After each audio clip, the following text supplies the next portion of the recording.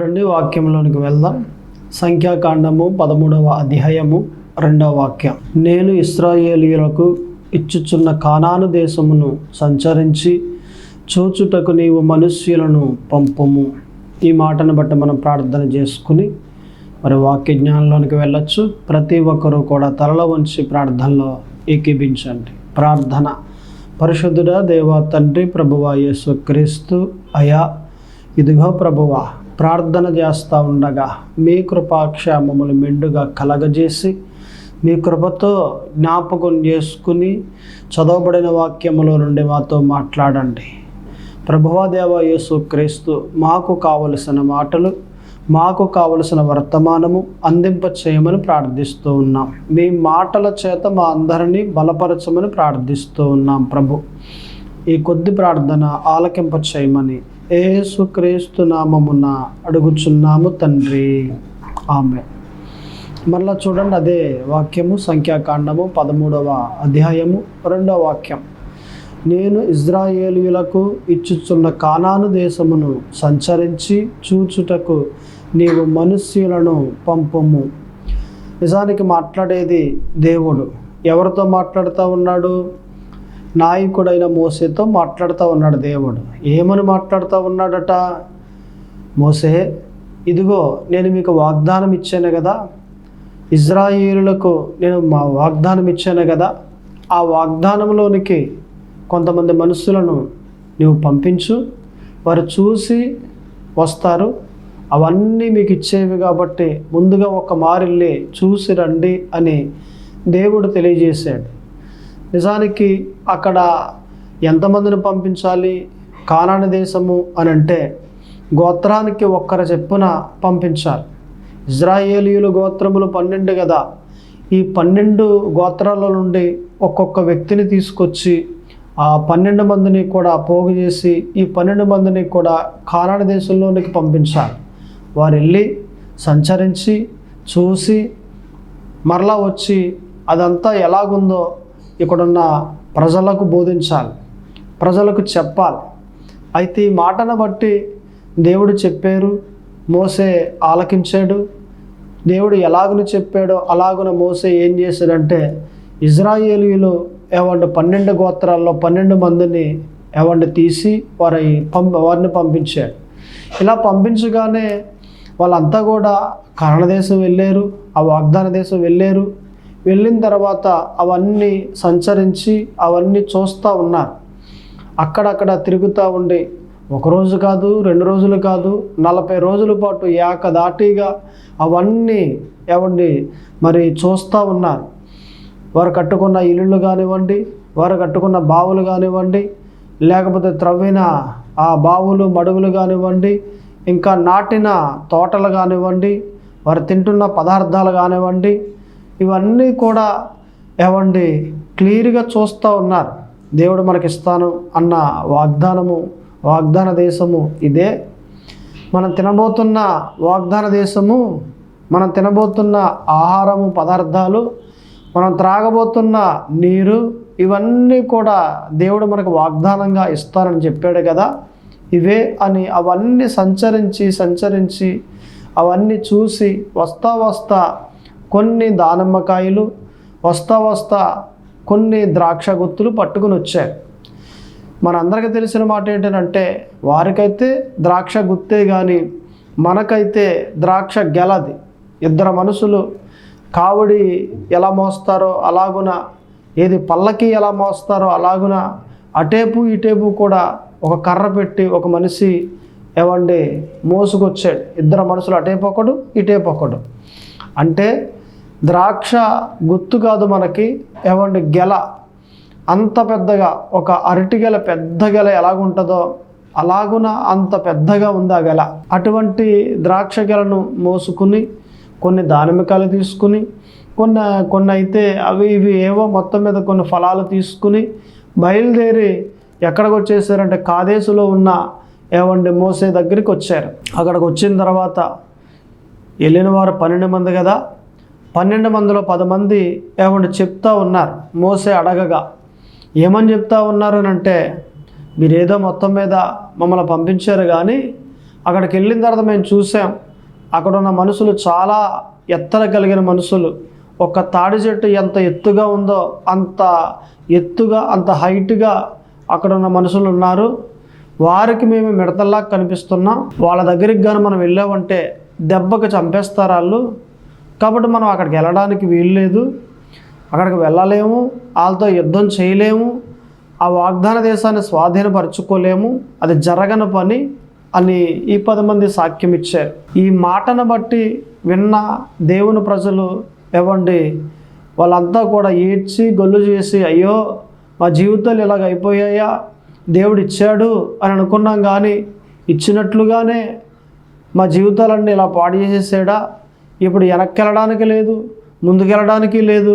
ముందుకెళ్దామంటే ఎత్తర కలిగిన మనుషులు ఆ వాగ్దాన దేశంలో ఉన్నారు, అక్కడికి వెళ్ళలేం, దాన్ని స్వాధీనపరచుకోలేం.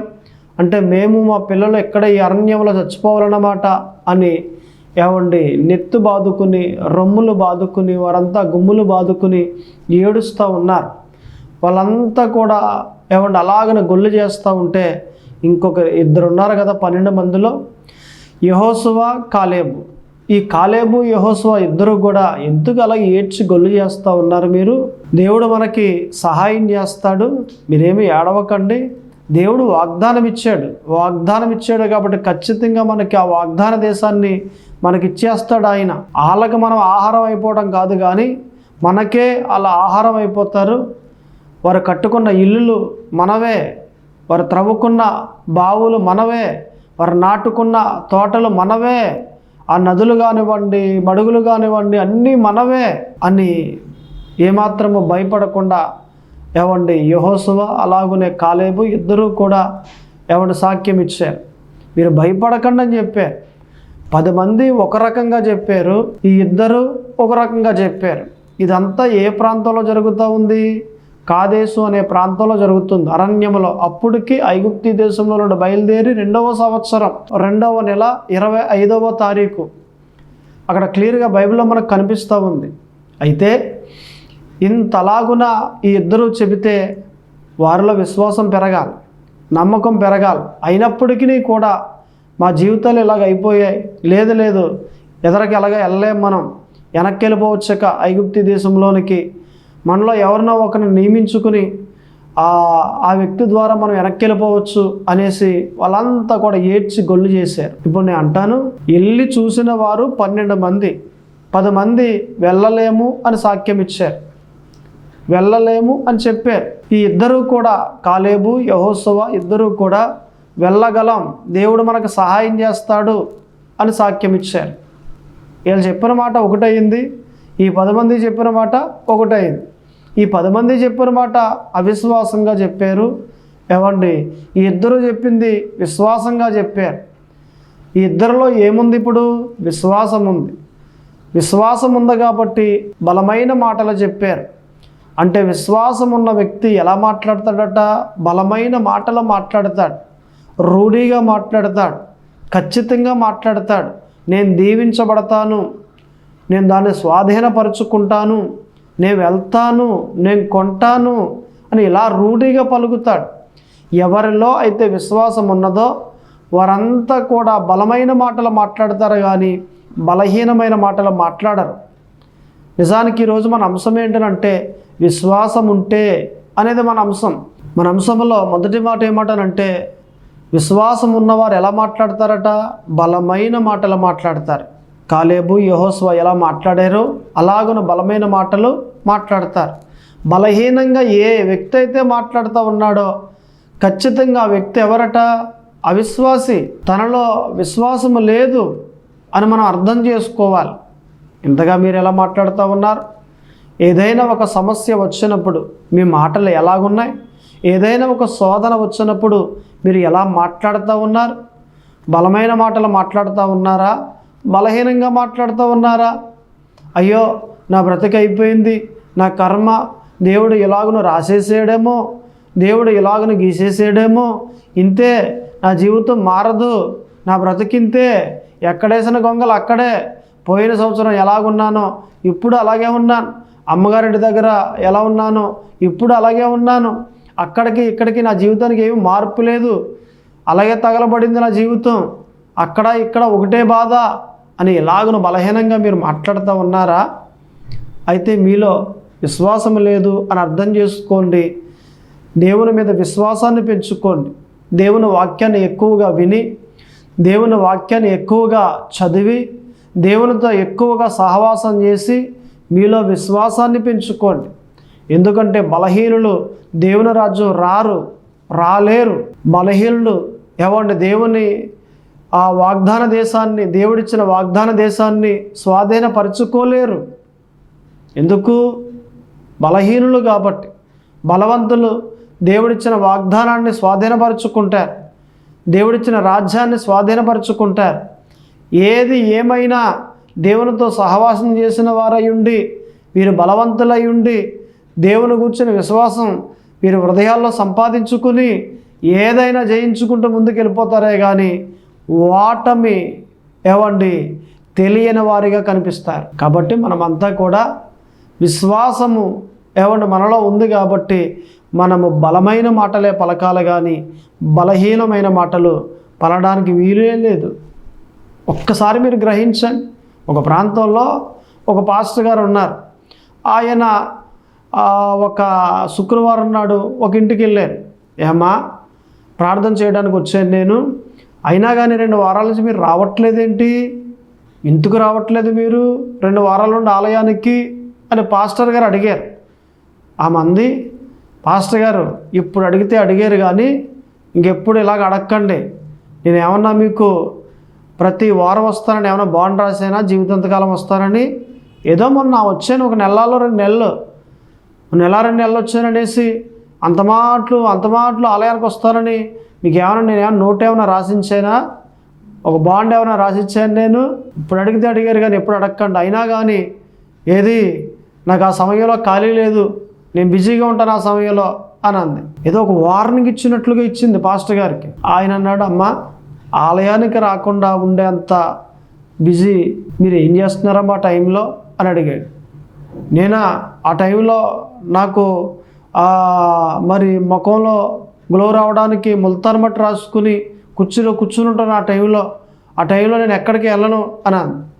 ఆహా, అలాగా అంటే దేవుని కన్నా ఎక్కువగా మీరు మీ అందానికి ప్రధానమైన స్థానం ఇస్తున్నారన్నమాట. ఓకే తల్లి, ఎప్పుడు నేను మిమ్మల్ని అడగలే, కదపలే, తప్పైపోయింది, ఆలయానికి రండి అని చెప్పడం మీకు తప్పుగా ఉంది కదా, సర్లే అనేసి వెళ్ళిపోయాడు ఆయన. వెళ్ళిపోయిన కొన్నాళ్ళకి ఈమె ఏం చేసిందంటే ఇలా పనులు చేసుకుంటా ఉంది, ప్రార్థన మానేసింది. ఇక ఇంటి దగ్గర ప్రార్థన లేదు, ఆదివారం ప్రార్థన లేదు, ఇలాగనే కొనసాగుతూ ఉంటే ఒక రోజున కళ్ళు కలగలిగే కంటికి జబ్బు వచ్చిందన్నమాట. సాధారణంగా ఎవరికైనా ఒక వారం రోజులు 2 వారాలు ఉంటుంది కళ్ళు కలకలు. ఈమెకి సంవత్సరం పాటు ఉండిపోయాయి. సంవత్సరం పాటు ఏకదాటిగా అలా ఉండిపోయింది. ఎన్ని ట్యాబ్లెట్లు వేసుకున్నా తగ్గేది కాదు, ఎన్ని హాస్పిటల్కి తిరిగినా తగ్గేది కాదు, అలా ఉండిపోయింది. అరే, ఇలా ఉండిపోయింది ఏంటిది? ఇంకా ఏమీ గ్రహింపు రాలేదు. అరే, నేను పాస్టర్ గారికి వార్నింగ్ ఇచ్చాను కదా, దేవుని ఆలయానికి మానేశాను కదా, ఒక పాస్టర్ గారిని ఇలా అనకూడదు అనే తలాంపు కూడా తన మనసులో రాలేదు. ఒక రోజున తన ఇంటికి రాత్రిపూట 10 సమయంలో ఒక స్త్రీ వచ్చింది. ఆ స్త్రీ, అమ్మా, దయచేసి రాత్రికి ఇక్కడ పడుకుంటాను మీ ఇంట్లో అంటే, మరి లాస్ట్ బస్సు వెళ్ళిపోయింది, ఉదయాన్నే లేచి వెళ్ళిపోతానమ్మా మరలా అని అమ్మంది. అమ్మ అలా చెప్పగానే, సర్లే అమ్మ పడుకో, ఏమైంది ఇప్పుడు, ఈ రాత్రికే కదా, పడుకో అని చెప్పింది. పడుకుంది అన్నట్లుగా. అయితే ఆమె సరిగ్గా ఈ మెంక చూసినప్పుడు కళ్ళంతా ఎర్రగా ఉన్నాయి. ఏంటమ్మా అలాగున్నాయి కళ్ళు ఎర్రగానంటే, నాకు కళ్ళు కలకలు కలిగే సంవత్సరం అయింది, ఇంకా పోలేదు, ఇవి అలాగే బాధిస్తూ ఉన్నాయి నన్ను, ఈ జబ్బు అలాగే నన్ను ఇబ్బంది పెడతా ఉంది అనేసి చెప్పింది. అదేంటమ్మా కళ్ళు కలకలంటే 2 వారాలు 3 వారాలు పోతాయి కదా నెలలోని, ఏంటో మరి పోలేదు, నాకు ఇంతకుముందు ఎలాగ వచ్చిందో ఒక మారు. అయితే నేను ఏం చేశానంటే ట్యాబ్లెట్లు వల్ల అవ్వట్లేదు అనేసి జిల్లేడు పాలు రాసుకున్నాను కంటికి, వెంటనే పోయాయి కళ్ళు కలకలు అని అంది. అలాగేనమ్మా అయితే రాసుకుంటాను, ఎన్నో వాడుతున్నాను, పోవట్లేదు అనేసి. ఏమండి ఏం చేసిందంటే లంకలోకి వెళ్ళి జిల్లేడు పాలు తీసుకుని అవి కంటికి రాసుకుంది. జిల్లేడు పాలు అంటే కళ్ళు పోతాయి. అవి ఎప్పుడైతే రాసుకుందో జిల్లేడు పాలు, ఏమండి, 2 కళ్ళు అక్కడికక్కడే పోయాయండి. చూపు పోయింది, కనిపించట్లేదు. వెతుక్కుంటా ఇంటికి ఏమైతే ఎవరో సహాయంతో ఇంటికి వచ్చింది. ఇంట్లోకి వెళ్ళి కూర్చుని ఏడుస్తుంది. వాళ్ళ అమ్మ వచ్చింది. ఏంటమ్మా అంటే, కళ్ళు పోయాయమ్మా, జిల్లేడు పాలు రాసుకున్నానంటే, అరే జిల్లేడు పాలు రాసుకున్నావా, జిల్లేడు పాలు రాసుకుంటే కళ్ళు పోతాయి అని అంటే, ఏమో నాకు తెలియదు, రాసేసుకున్నాను అని అంది. ఏంటి, ఎక్కడైనా తప్పు చేసావా ఏంటి, లేకపోతే పలానా ఏమన్నా ఇబ్బందిగా నడుచుకున్నావా, ఎక్కడ తప్పు చేసావు, ఇటువంటి కార్యం జరిగిందంటే అని తల్లి అంటే, నేను ఎక్కడ తప్పు చేశాను, నేను ఎవరికి అన్యాయం చేశాను, అలాగ అన్ని తలంపు, ఏమండి, అలాగ ఆలోచన చేస్తూ ఉంటే మనసులో తలంపుల్లో ఒక తలంపు వచ్చింది మనసులో. ఏంటది, అరే సంవత్సరం క్రితం నేను పాస్టర్ గారిని ఇలా అన్నాను కదా, పాస్టర్ గారికి వార్నింగ్ ఇచ్చాను కదా, ఇప్పుడు అడిగితే అడగండి కానీ ఇది ఎప్పుడు అడగండి అని ఇలా వార్నింగ్ ఇచ్చాను కదా నేను, అది ఏదైనా ఒకవేళ తప్పు అయి ఉంటుంది, దేవుడు మాట కదా, అది దేవుడు ఎన్నుకున్న సేవకుడు కదా, అలా అనకూడదు అనేసి పాస్టర్ గారి దగ్గరికి వెళ్ళి, ఏమంటే వాళ్ళ అమ్మని తీసుకెళ్ళమని చెప్తే తీసుకెళ్ళింది. పాస్టర్ గారి దగ్గరికి వెళ్ళి క్షమాపణ కోరింది. 2 చేతులు పట్టుకుని, అయ్యా క్షమించండి, మిమ్మల్ని ఏదో వార్నింగ్ ఇచ్చినట్లుగా మాట్లాడాను, మీరేం తప్పేం మాట్లాడలేదు, ఆ రోజు నాకు కళ్ళు నెత్తికెక్కిపోయాయి, గర్వం వచ్చేసింది, ఇదిగో నాకు 2 కళ్ళు పోయాయి, ఇప్పుడు నన్ను క్షమించండి అని క్షమాపణ కోరింది. అదేమి లేదులే అమ్మ, ఏమి లేదులే, రా ఆలయానికి రా ఎప్పుడు మామూలుగానే అని అన్నారు. అలాగే వస్తానండి అని చెప్పి ప్రతి ఆదివారం కూడా ఆలయానికి రావడం మొదలుపెట్టాను. నేను అంటాను కదా, ఈమె ఏమండి వార్నింగ్ ఇచ్చి, ఎవరికి, పాస్టర్ గారికే వార్నింగ్ ఇచ్చింది. ఎందుకని, తప్పేమైనా మాట్లాడాడు ఆయన కాదే, ఆలయానికి రా అన్నందుకు. ఈ మాటను బట్టి మనం చూస్తే ఎందరో ఆలయం మానేస్తూ ఉన్నారు కదా. పాస్టర్ గారు చెప్తా ఉన్నప్పుడు చాలామంది ఎలాగుంటారట, ప్రతి ఆదివారం రావాలా, ప్రతి ఆదివారం వచ్చి ఆలయంలో కూర్చోవాలా, ఒక్క ఆదివారం కూడా మానడానికి వీల్లేదా, ఇలాగా సనుక్కుంటూ ఉంటారు. పాస్టర్ గారు ముందర ఒకవేళ మామూలుగా అలాగేనండి వచ్చేస్తాం అంటారు కానీ, ఏమండి, చాలామంది చనుక్కునేవారుగా ఉన్నారు. దయచేసి ఒక్క మాట మీరు గ్రహించండి. మీరు ఎందుకని అలాగా సనుక్కోవటం, మీరు ఎందుకని అలాగ నా పాస్టర్ గారి మీద సనుక్కుని గొలుక్కుని, మీ గురించే కదా ఆయన చెప్తా ఉన్నాడు. మీరు ఆలయానికి వస్తే వాక్యం వింటారు, వాక్యం వింటే విశ్వాసం పెరుగుద్ది, విశ్వాసం పెరిగితే దేవుడు మిమ్మల్ని దీవిస్తాడు, ప్రతి దాన్ని కూడా జయించుకుంటూ ముందుకు వెళ్తారు. మీ మేలు కొరకు ఆయన రామంటున్నారు, ఆయన కోసం కాదు.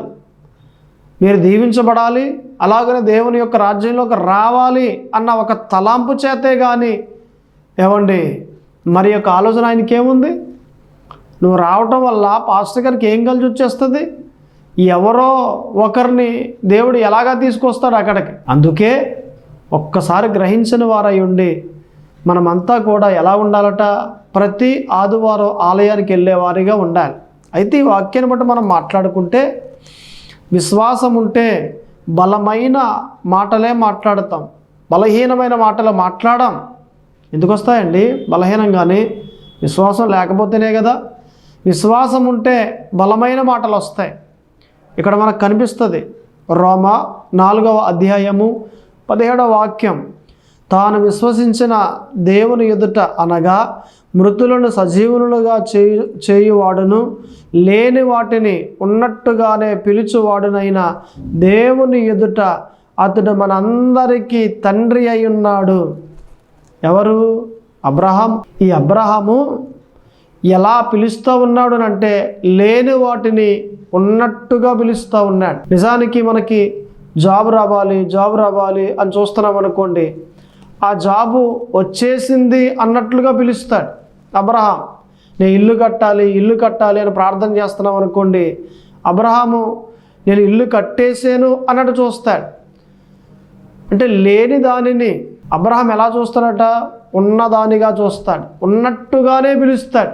మన మాటలు ఎలాగుండాలి, లేని దానిని ఉన్నట్టుగా పలికేదానిగా ఉండాలి. దేవుడు దీవిస్తాడండి, దేవుడు ఆశీర్వదిస్తాడండి, దేవుడు నా ఇంటిని కడతాడండి, ఇలా మాట్లాడాలి మనం. అవునండి, స్థలం దేవుడిస్తాడు, మా అబ్బాయికి జాబ్ వస్తుందండి, దేవుడే కార్యం చేస్తాడు, ఈ రకంగా మనం మాట్లాడే వారిగా ఉంటే ఖచ్చితంగా కార్యాన్ని పొందుకుంటాం మనం. నిశ్చయముగా కార్యాన్ని పొందుకుంటాం. నిజమే, ఈ వాక్యాన్ని బట్టి మనం ఆలోచన చేస్తే విశ్వాసం ఉంటే బలమైన మాటలు మాట్లాడతాం.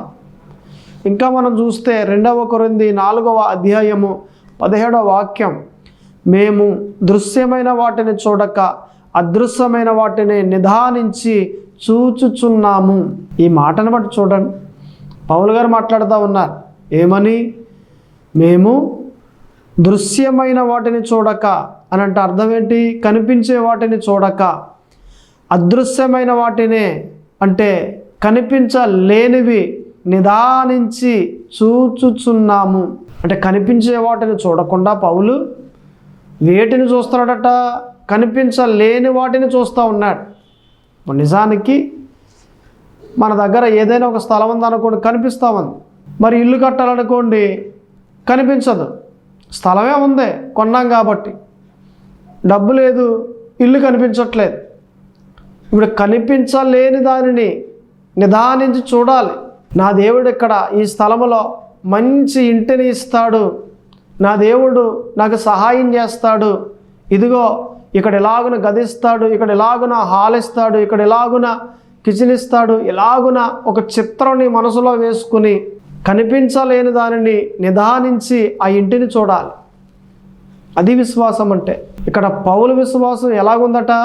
కనిపించలేని దానిని నిదానించి చూసే విశ్వాసం అయి ఉన్నది. అక్కడ అబ్రహాం విశ్వాసం ఎలాగుంది? మొదటి మాటలో ఏమండి, లేని వాటిని ఉన్నట్టుగా మాట్లాడే, పిలిచే విశ్వాసమై ఉన్నది. ఒక్కసారి మీరు గ్రహించండి, మీరు ఎలాగున్నారు? మీరు ఏం చూస్తూ ఉన్నారు? నా జీవితం బాగుంటుంది బాగుంటుంది బాగుంటుంది అని ప్రయాణం చేస్తే ఖచ్చితంగా బాగుంటుంది. అంతేగాని నా జీవితం పాడైపోతుంది, నాకు తెలుసు, పోయిన సంవత్సరం దెబ్బతినేసాను కదా, మరలా వచ్చేస్తుంది, మరలా దెబ్బతినేస్తాను అని ప్రయాణం చేసావనుకో, అలాగే దెబ్బతినేస్తావు, అలాగే పాడైపోతుంది. నువ్వు ఎలాగున ఆలోచన చేస్తావో నీ జీవితం అలాగే ఉంటుంది. నువ్వు ఎలాగున మాట్లాడతావో నీ జీవితం అలాగే కట్టబడుతుంది. ఎవరి చేతిలో ఉంది? ఇది నీ చేతిలోనే. ఎవరి మాటల్లో ఉన్నది? నీ మాటల్లోనే. ఎవరి తలంపుల్లో ఉన్నది? నీ తలంపుల్లోనే. అంటే నీలోనే పెట్టాడు దేవుడు. నువ్వు ఎలాగున మాట్లాడతావో దేవుడు అలాగున నీ జీవితాన్ని కట్టుకుంటూ వెళ్ళిపోతాడు. నువ్వు ఎలాగున చూస్తావో అలాగున నీ జీవితాన్ని కట్టుకుంటూ వెళ్ళిపోతాడు. నువ్వు ఎలాగున తలంచుతావో అలాగున నీ జీవితాన్ని కట్టుకుంటూ వెళ్ళిపోతాడు. కాబట్టే నువ్వు మాట్లాడే మాటలన్నీ కూడా నువ్వు మంచిగా మాట్లాడుకుంటూ వెళ్ళిపో. చెడ్డగా మాట్లాడేవనుకో అలాగే నీ జీవితం పాడైపోతుంది. ఉదాహరణకి, మారడండి, నా భర్త మారడండి అని అంటారు కొంతమంది. మారడంతే అలాగుండిపోతాడు. ఎందుకు ఉండిపోయాడు?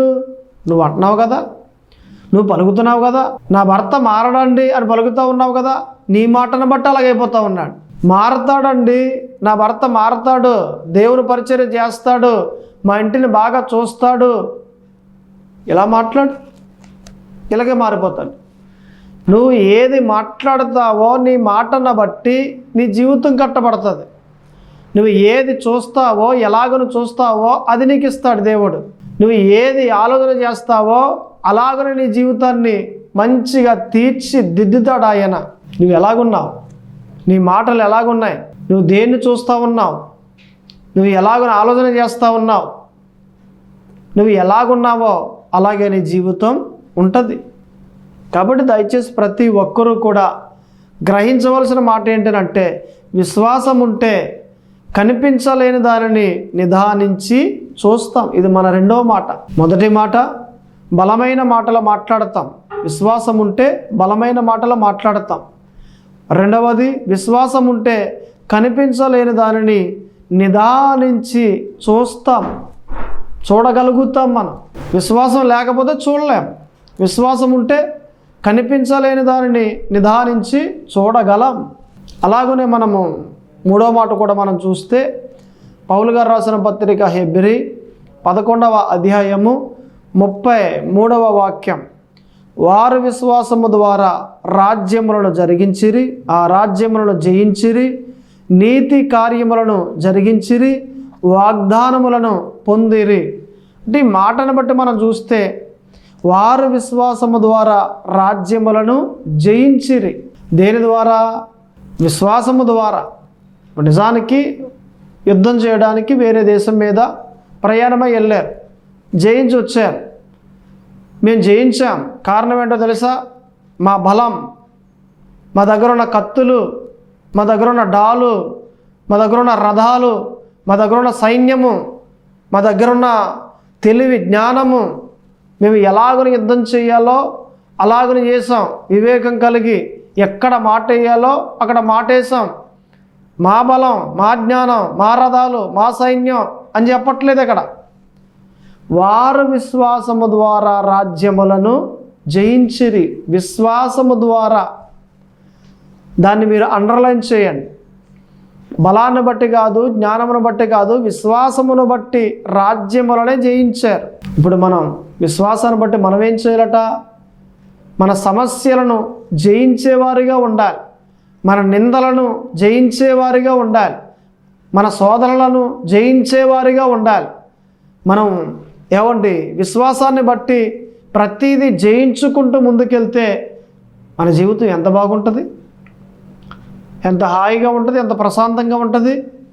విశ్వాసం ఉంటే సమస్యలకు భయపడం, విశ్వాసం ఉంటే నిందలకు భయపడం, విశ్వాసం ఉంటే శోధనలకు భయపడం. ఎందుకు?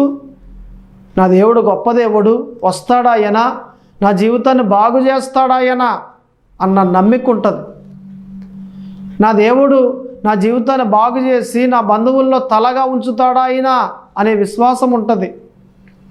నా దేవుడు నా ప్రాంతంలో ఒక ఉన్నతమైన స్థాయిలోనికి తీసుకుని వస్తాడు అనే నమ్మిక ఉంటుంది. ఎవరిలో అయితే విశ్వాసం ఉందో వారు సమస్యలకు భయపడరు. ఎవరిలో అయితే విశ్వాసం ఉందో వారు శోధనలకు భయపడరు. ఎవరిలో అయితే విశ్వాసం ఉందో వారి నిందలకు భయపడరు. వారంతా కూడా మంచిగా ఆలోచన చేస్తూ ఉండి దేవునిలో ముందుకు సాగుతూ ఉండి విశ్వాసము గలవారే వారంతా ముందుకు సాగుతారు. కాబట్టి దయచేసి ప్రతి ఒక్కరూ గ్రహించండి, మనం విశ్వాసము గలవారై ఉండాలి. విశ్వాసం ఉంటే మూడు మాటలు. ఒకటి, బలమైన మాటలు పలుకుతాం. రెండవది, విశ్వాసం ఉంటే కనిపించలేని వాటిని నిదానించి చూస్తాం. మూడవది, విశ్వాసం ఉంటే సమస్యలను జయిస్తాం. ప్రార్థన చేసుకుందాం.